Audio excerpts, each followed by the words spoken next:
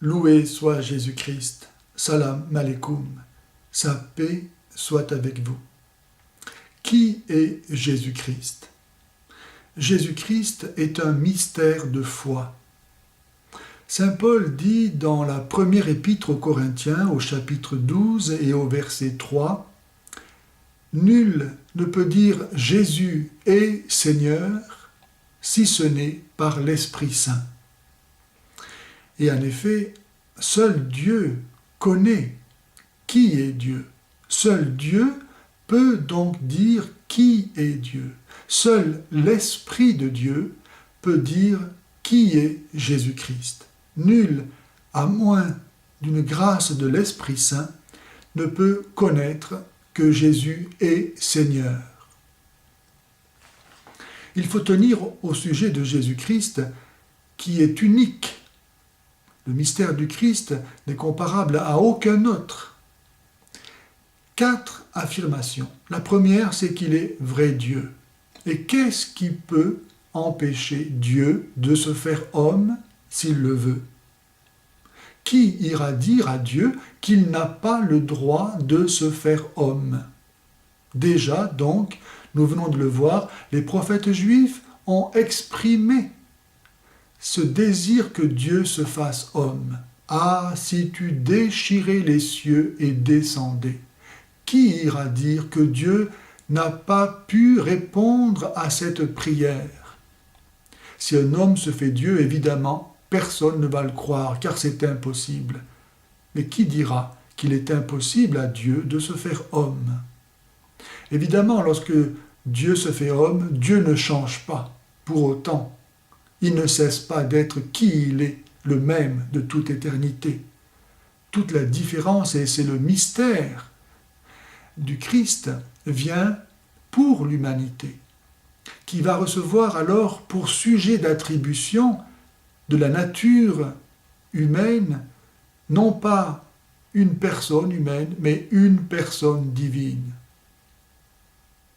C'est quelque chose d'unique, mais en soi, ce n'est pas impossible. Jésus-Christ est Dieu. Outre donc le fait que la révélation juive prépare et annonce cette venue de Dieu, lui-même l'a affirmé. Il a affirmé qu'il était Dieu. Par exemple, lorsqu'il dit « Avant qu'Abraham existât, je suis ».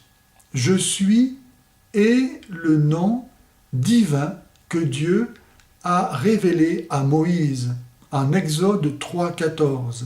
Je suis qui je suis. Je suis.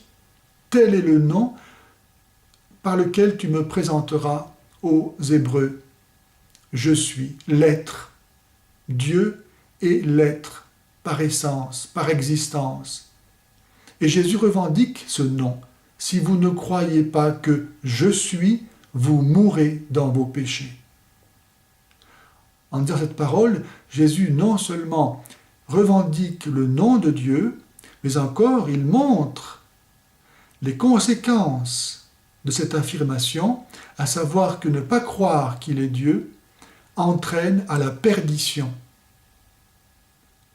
Celui qui croira et sera baptisé sera sauvé, celui qui refusera de croire sera condamné. Si vous ne croyez pas que je suis donc Dieu, vous mourrez dans vos péchés. Personne ne peut vous donner le pardon des péchés, sinon moi, dit Jésus. Jésus a affirmé qu'il était Dieu, et c'est pour cela que les Juifs l'ont condamné à mort.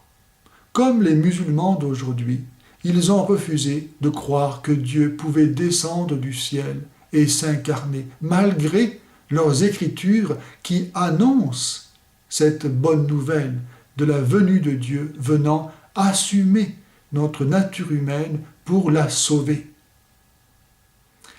Ainsi, par exemple, nous lisons dans l'évangile de Saint Jean, au chapitre 5 et au verset 18, les Juifs qui condamnent Jésus parce qu'il s'affirmait égal à Dieu. Ou bien, au chapitre 10 et au verset 33, les Juifs qui disent à Jésus « Nous ne te condamnons pas pour autre chose que parce que toi qui n'es qu'un homme, tu te fais Dieu. » Ainsi donc, c'est très clairement que Jésus a revendiqué d'être Dieu. Et il l'a montré aussi, par ses miracles notamment. Qui peut donner la vue à un aveugle de naissance? Qui peut multiplier des pains? Qui peut ressusciter des morts? Etc., etc. Qui peut demander à ses disciples d'être parfaits comme Dieu est parfait? Où trouver une telle sagesse? Jésus nous a révélé des miracles, des mystères que nous n'aurions jamais pu imaginer. Jésus a demandé une sainteté et a vécu lui-même une telle sainteté que même ceux qui ne sont pas chrétiens reconnaissent en Jésus la perfection de l'humanité.